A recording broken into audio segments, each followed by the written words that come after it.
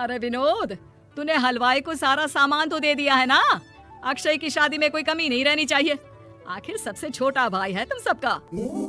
हाँ माँ, आप चिंता मत करो, मैं पूरा ध्यान रखूंगा।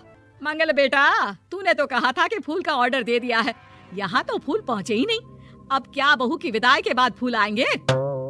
माँ, मैंने अभी बात की है फूल वाले से, वो रास्ते में ही है। आप किशोर भैया से क्यों नहीं कहती कुछ करने को? किशोर पहले ही मेरे बताए काम कर रहा है। पास के सभी रिश्तेदारों और मोहल्ले वालों को कार्ड वही तो देकर आया था।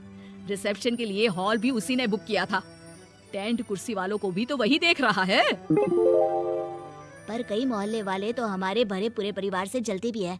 उन्हें बुलाने की क्या जरूरत थी? बेटा, शादी ब्याह में तो बुलाना ही पड़ता है, नहीं तो लोग क्या कहेंगे। दादी दादी देखो ना, हलवाई अंकल हमें लड्डू नहीं दे रहे, आप इनको डांटो ना। अरे चैन सुख दे देना बच्चों को लड्डू, क्यों तंग कर रहा है इन्हें? बीबी जी, मैं कहाँ मना कर रहा हूँ, लेकिन लड्डू बनते ही ये बच्चे उठा उठा कर खा लेते हैं। अरे मैं तो इन्हें थाल में रख के परोस भी नहीं पा रहा। भागो, अब कोल्ड ड्रिंक पीने चलते हैं। भागो भागो, अब कोल्ड ड्रिंक पीने चलते हैं। जैसे कि आप देख रहे हैं, आज इस घर के सबसे छोटे बेटे अक्षय की शादी है। घर में बहुत चहल पहल है। कुलभूषण की बीवी कमला को फुर्सत ही नहीं है कामों से, लेकिन कुलभूषण और घर के बाकी लोग कहाँ हैं? आइए देखते हैं। अजी, आप यहाँ आराम से बैठकर गाने सुन रहे हो और घर में अभी तक इतने काम बचे हैं करने को। अरे भाई, मेरे सबसे छोटे बेटे की शादी है, इसके बाद तो मैं अब चिंता मुक्त हो ही जाऊंगा। और फिर घर में तुम हो, बेटे बहुएं हैं, तुम लोगों के होते हुए मैं क्यों काम करूं? मैं तो शान से बेटे की शादी में जाऊंगा तैयार होकर।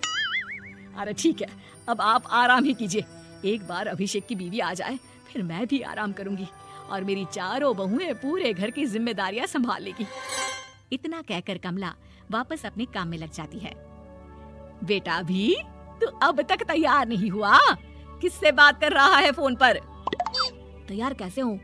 सैलून जाने से तो आपने मना किया है, क्योंकि मुझे हल्दी लग चुकी है। भाभीियों को देखो, सुबह से पार्लर में है। अक्षय की शादी हो जाती है और नंदिता बहू बनकर घर आ जाती है, लेकिन इस घर की खुशियों को मानो किसी की नजर लग गई थी। नंदिता के आने के बाद आए दिन घर की शांति भंग होती रहती। अपने माँ बाप की इकलौती बेटी को इतने बड़े परिवार की जिम्मेदारियां कहाँ संभालनी थी? अभी देखो ना, मेरे हाथों की मेहंदी भी अभी नहीं उतरी है और तुम्हारी मम्मी ने मुझे घर के कामों में लगा दिया। मैंने सोचा था कि घर की सबसे छोटी बहू होने के कारण मुझे सब पलकों पर बिठा के रखेंगे, पर यहाँ तो पलक झपकने की भी फुर्सत नहीं मिलती।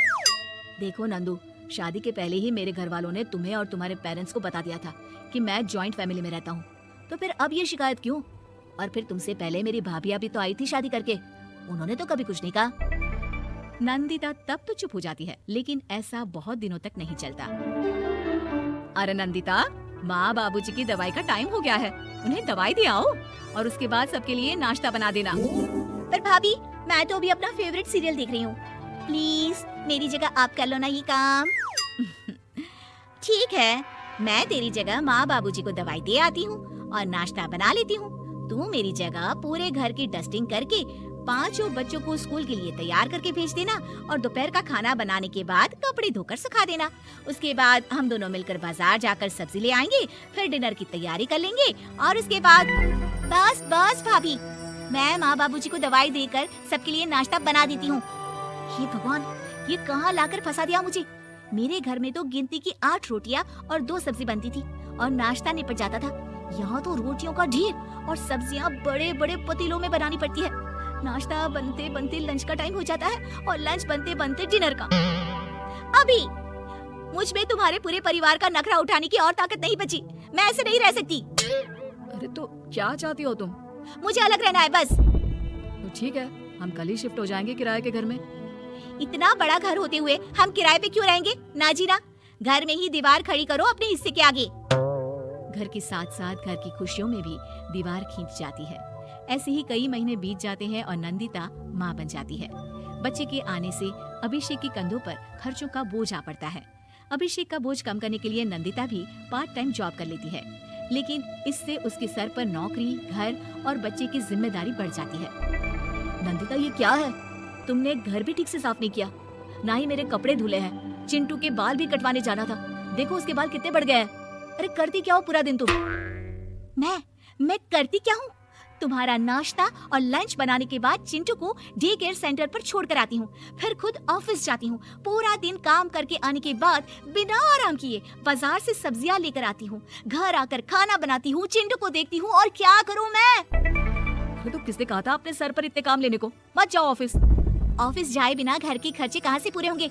चिंटू की डे केयर का खर्च, उसके लिए बेबी फूड का खर्च, प्रेस वाली का खर्च, ये सब तुम्हारी सैलरी से होता नहीं है। अगर परिवार से अलग नहीं होती तो इतनी मुसीबतें नहीं उठानी पड़ती तुम्हें। तुम्हें परिवार के साथ मिलकर काम करने में दिक्कत थी, लेकिन काम तो अब भी बहुत है तुम्हारे सर पर। चिंटू को भी डे केयर भेजने की जरूरत नहीं पड़ती। उसको गोद में खिलाने के लिए दादा दादी और घर के सभी बड़े होते। उसके साथ खेलने के लिए उसके भाई बहन भी होते। मेरे तीनों बड़े भाइयों के बच्चे भी बड़े हुए हैं, लेकिन बिना महंगा बेबी फूड खाए, क्योंकि मेरी माँ और भाभियाँ बहुत अच्छे से जानती है कि बच्चे को क्या खिलाना चाहिए। बिजली के बिल जैसे खर्चे भी सब मिलकर बांट लेते थे। लेकिन तुम्हें तो सबसे अलग रहने में ही मजा आता है, तो अब शिकायत क्यों करती हो? बस करो अभिषेक, बस करो। मैं मानती हूँ कि मैं गलत थी। मेरे एक गलत फैसले ने हमें बिल्कुल अकेला कर दिया है सबसे। एक घर में होते हुए भी हम बाकी परिवार से अजनबियों की तरह रह रहे हैं। अभिषेक और नंदिता की सारी बातें घर के बाकी लोगों को सुनाई दे रही थी। तभी कमला बोल पड़ती है। अरे नंदिता बहू, किसने कहा कि तुम अकेले हो? तुम्हारा इतना भरा पूरा परिवार है ना तुम्हारे साथ। हम तो बस ये चाहते थे कि तुम अपनी गलती समझ जाओ।